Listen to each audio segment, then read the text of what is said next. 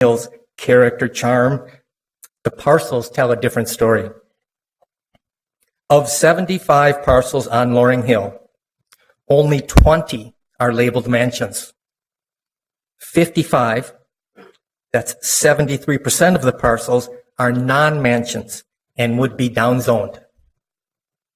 Downzoning is an overly broad penalty to protect 20 structures labeled mansions that may or may not have historic value. How many of those 20 are historic? I don't think staff answered that question. Please acknowledge the elephants in the room. 3 massive residential towers, each over 20 stories tall, dominate Loring Hill. The Summit House Towers and Oak Grove Tower. Despite this massive presence, the towers are barely mentioned in the staff report, rezoning study, or built form plan. They impact streetscape, buildings, and livability of the entire hill, especially nearby properties. Even though towers only represent 3 parcels, the estimated 700 residents in these towers disproportionately influence the master plan and rezoning process. Is it possible that the tower residents and condo owners have a greater interest in preserving views from their personal residences? If residences genuinely care about Loring Hill's character, they can focus on the 20 mansions rather than the 55 non-mansions. In closing, I urge you to reject the portion of the staff report that downzones Loring Hill. Even if you pass other parts of the study, I urge you to modify the Loring Hill section to focus on the 20 mansions. The impacts of downzoning all of Loring Hill are underestimated and require further study. I further ask that you remove the graphic titled Built Form Plan and that you obtain written consent from each property owner for any downzoning. Thank you for your consideration. Thank you. And next speaker, please. 2 minutes. Please state your name and address for the record. Certainly. Joseph Finley. I live at 1350 Nicollet Avenue, and I've lived there since 1998. I've been a resident of Minneapolis since 1975. In fact, I remember that stretch of Nicollet, our Loring Park stretch of Nicollet, before the hotels were built, before some of the high-rises were built. I'd like to thank you for the opportunity to speak here. I've been involved with our neighborhood group, Citizens for Loring Park Community, since moving to our neighborhood. I am currently chair of our Livability Committee. Being involved with Livability Committee, naturally I am concerned about our neighborhood safety, crime, and other such issues which impact my and my neighbors' lives, particularly along Nicollet Avenue. I'd like to stress, particularly along Nicollet Avenue. Many of my neighbors, it's not even a destination. I have friends that live in Loring Greenway. It's not a destination. We have blight. We have the Empty Markets liquor store site. We have the 1500 blocks site on Nicollet Avenue, which is a fire waiting to happen. We have this strange meter farm, which is just begging for something bigger and better. And our Nicollet corridor within the Loring Park neighborhood has been dealing with a persistent street crime problem for 3 years now. And this is an area I consider the gateway to Nicollet Mall. 2 major hotels and the convention center. And this gateway is not very welcoming. I don't recommend it to many of my friends who might be visiting. I'll recommend a hotel elsewhere. This corridor needs revitalizing. Why should we be building a new Nicollet Mall if the same conditions are going to exist on this gateway, Grant and Nicollet, and south of Grant along that Nicollet corridor?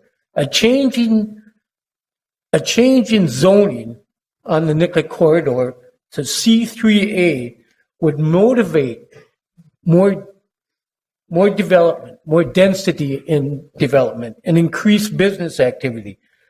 This very plain and simple can do more than can be imagined to revitalize this orphan corridor.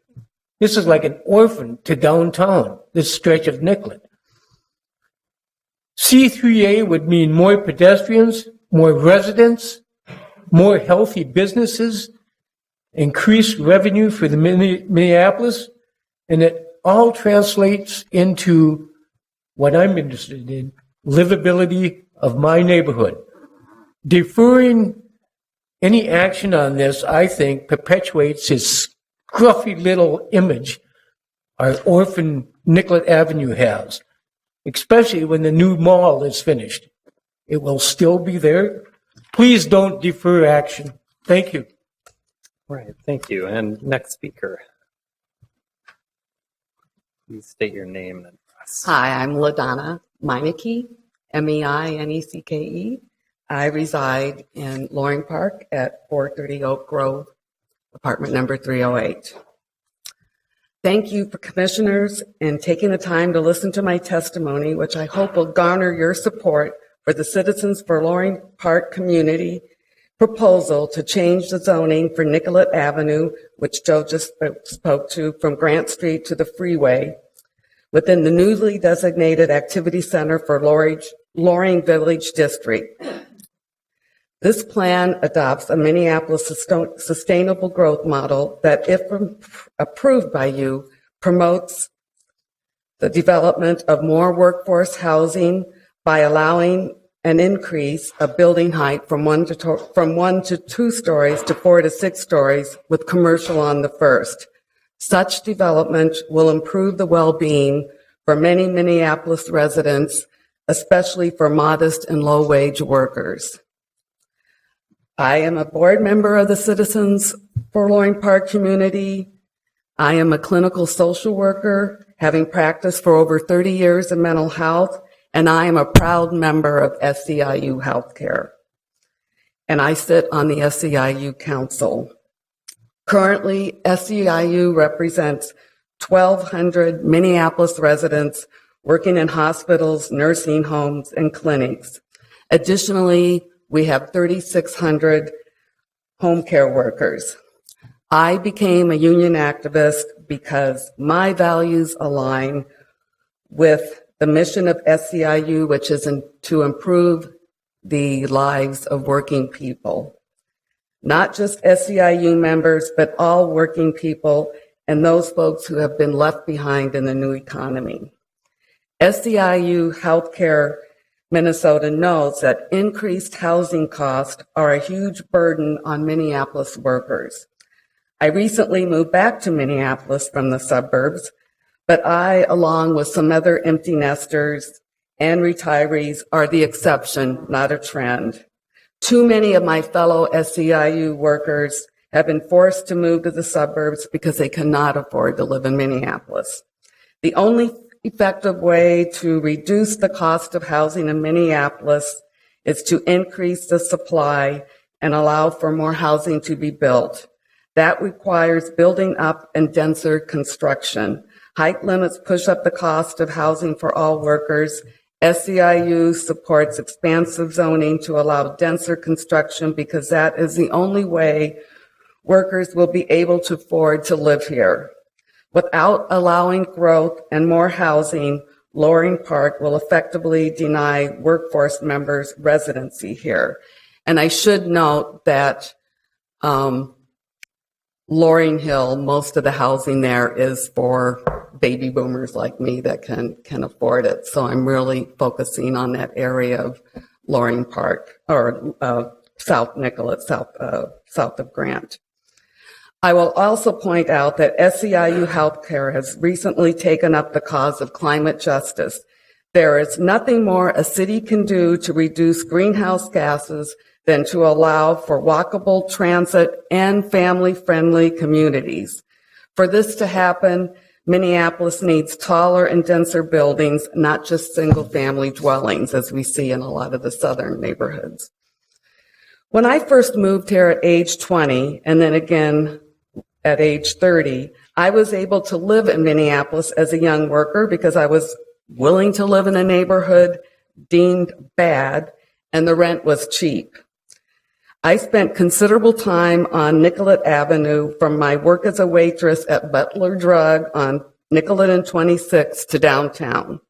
So fast forward 40 years from now, when I first lived in Minneapolis, and I am absolutely dumbfounded that as I frequent the Nicollet area from Grant Street to the freeway, whether it's by car, by bus, or by foot, I observe that it is as desolate and unsightly, as Joseph said, as it was when I first moved here years ago.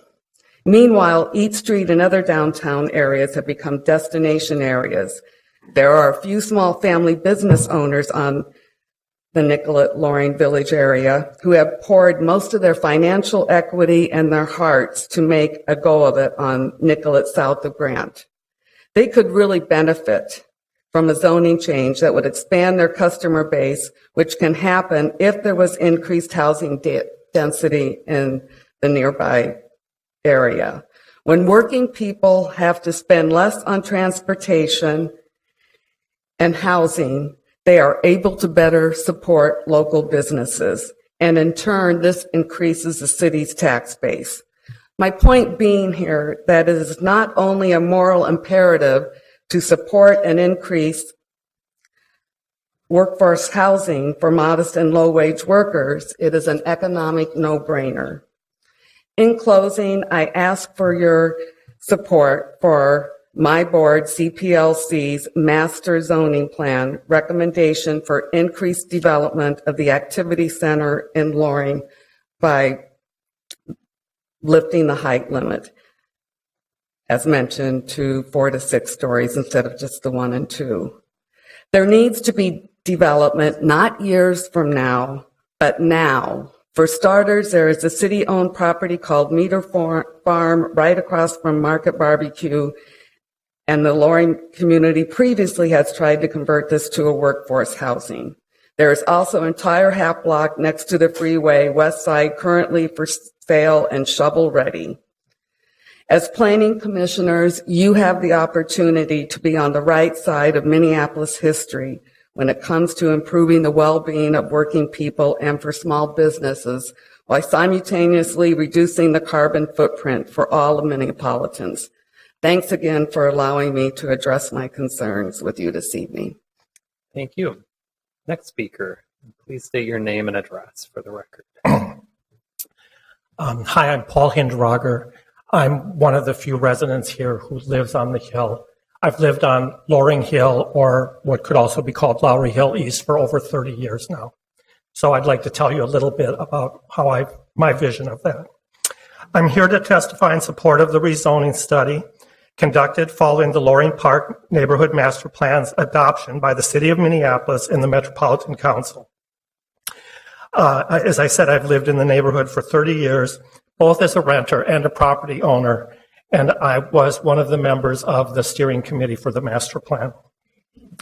I think Loring Park is the best and most densely developed neighborhood in Minneapolis, and also the most diverse. Our housing stock offers everything from reasonably affordable rental housing to pricing condominiums and mansions. And I'd like to dispel any testimony earlier that there isn't affordable housing in Loring Park.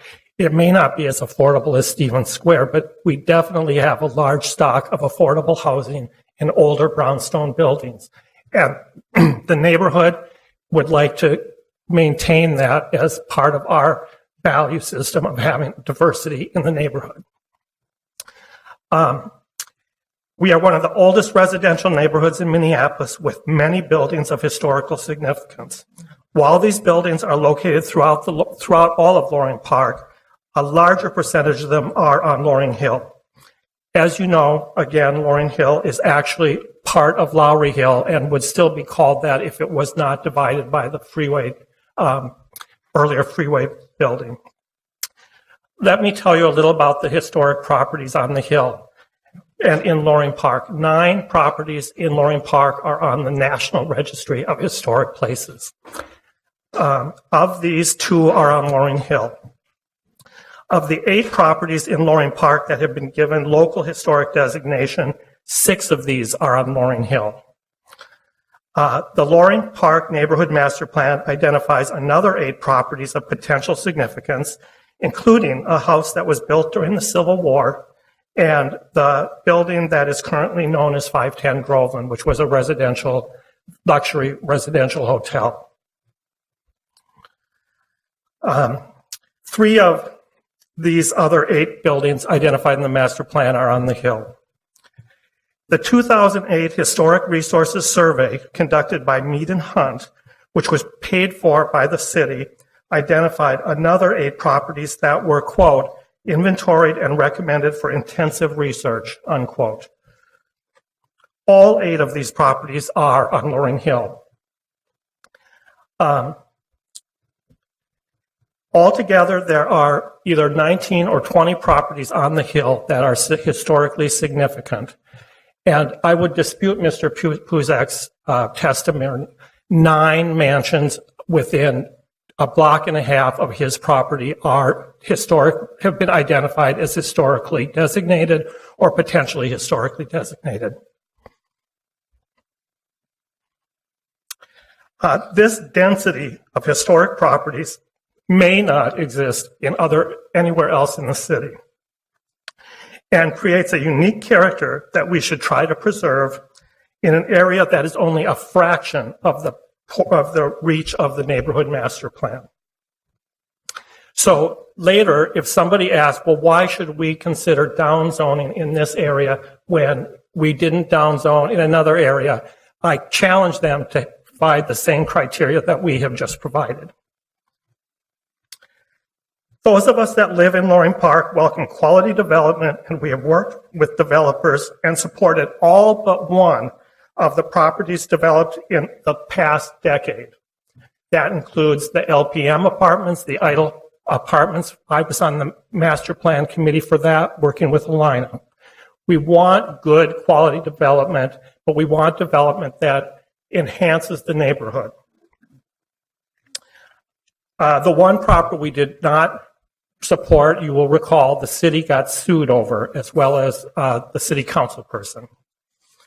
Our vision for the neighborhood guides development on Loring Hill to create buildings with height and massing that will complement the many architectural treasures located here. We believe the proposed OR2 zoning will best serve this plan, as 4-story buildings could blend in and enhance the mansions and other significant properties. But let me step away from my prepared remarks for a minute and say that it's not just the mansions we have to be concerned about. It's all these beautiful little brownstones and antique or old residential hotels too. They all contribute to the feeling of what is Loring Park. Loring Park is one of the few neighborhoods where you can walk down the street this close to the city and everybody knows everybody, and there's a communal feeling that doesn't exist in other parts of the city. Our vision guides, I did that already. The Loring Park Master Plan included perhaps the most extensive community outreach and involvement of any such plan. Throughout this process, the only dissenting opinion to rezoning properties on Loring Hill has been Mr. Puzak. And he has a legitimate right to do that because he has a vested interest and owns a property. However, the property is sandwiched between 2 historically designated houses, and I would pose that the footprint of the property is not large enough to do the kind of development he's proposing. Thousands of volunteer hours, tens of thousands of dollars of NRP funding, and involvement by more than 1,000 residents over several years should be respected and valued. Please approve the new OR2 zoning proposed for properties on Loring Hill to make this vision a reality. Thank you. And next speaker, please state your name and address for the record.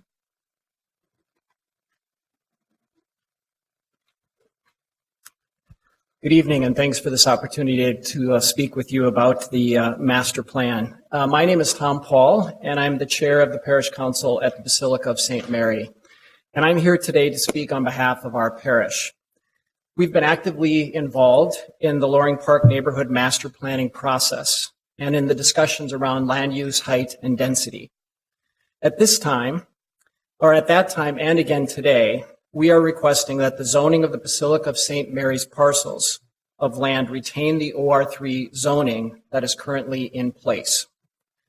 These 3 Basilica parcels were outlined on the map on page 17 or 16. I'm not sure if there's a way of going back. And you'll see them in the upper kind of left-hand corner. Yes. In essence, the Basilica's southern boundary is Hennepin Avenue and is then flanked on both sides by 16th and 17th Street. And then on the north side, our property borders really are cut across Laurel and are up to the 94 off-ramp to 16th Street. Our parish at this time has no plans for any changes to our properties, but we feel we needed to have a voice in protecting the OR3 designation that we have today. Given our location, there is no compelling rationale regarding use, height, or density that would warrant the downsizing of these properties. We believe the current zoning of OR3 should be maintained and that it keeps us then current and consistent with the properties that are adjacent to us, to our neighbors.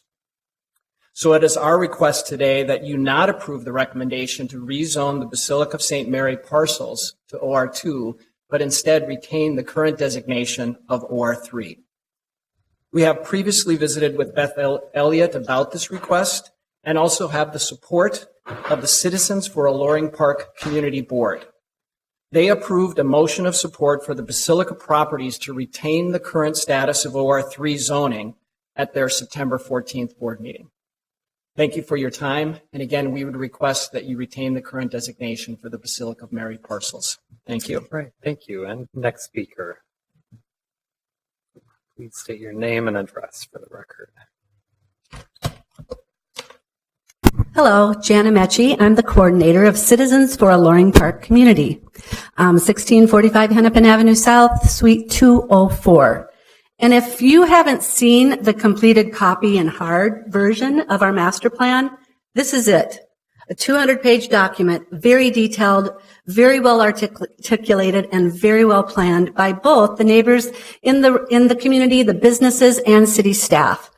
I also wanted to point out that while we were doing this intensive planning process, we also reviewed 14 different developments over the last 8 years, which resulted in 2,549 housing units.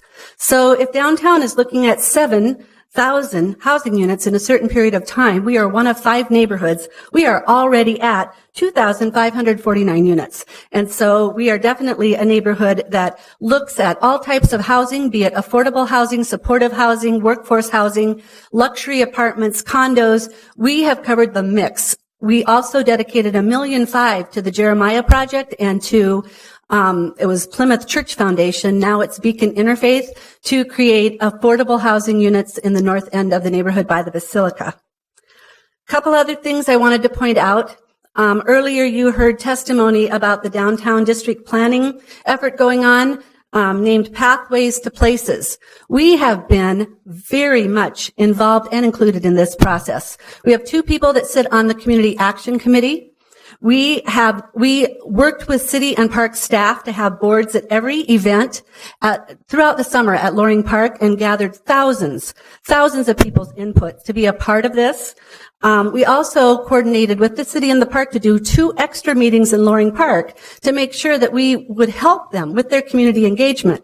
Our master plan documents have been the base for the framework that you're seeing come up in our part of Loring Park. And so to see that the framework planning is used as a basis for deferring any zoning recommendation is an absolute shock to us. We also worked with the convention center. We worked with Meet Minneapolis. We worked with the downtown council. We worked with 3 planning directors and 2 CPED directors through this planning process. They were all in support of our plan. They have all been a part of our plan. They have all actively participated with our plan. Specifically with the convention center, we met with convention center staff. We met with convention center and county staff on a proposed convention center hotel when the county was looking at the Century Plaza location. Century Plaza is a block outside of Loring Park. It's not even within the boundaries of the Loring Park neighborhood. We met with the county commissioner on a proposed hotel for the convention center site. And we met with the convention center staff on their, master plan and learned that what they were proposing in their master plan is exactly what we had in our master plan for the area of Nicollet Avenue. And we're stunned that we had 2 separate processes going on, but we all were dead on with what we wanted to see happen on Nicollet Avenue, with what we wanted to see happen with tourism, with what we wanted to see with streetcars. Earlier, when you had testimony, I handed out the community engagement strategy that we used. You will see that with 2 of our Thursday night educational sessions, we pulled in multi-jurisdictional speakers, both in the private sector, the nonprofit sector, and the elected sector, to talk about the streetcar. We have been very involved with this streetcar process as it developed and why we did the master plan so that we would have a land use plan and a framework that would propose density housing.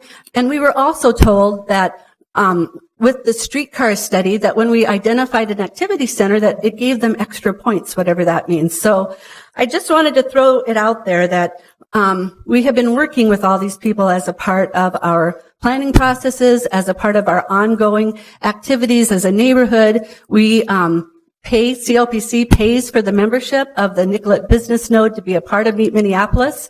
And I just hope that you will take that all very seriously because we put a lot of work into it. We've talked to everybody and we'd like to see the recommendations approved. Thanks. All right, thank you. And is there anyone else who would like to speak on this item? Is there anyone else who would like to speak? Seeing no one, I will close the public hearing.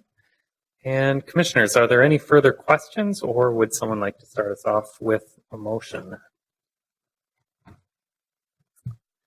Commissioner Lukey-Peer. I actually have a question for staff.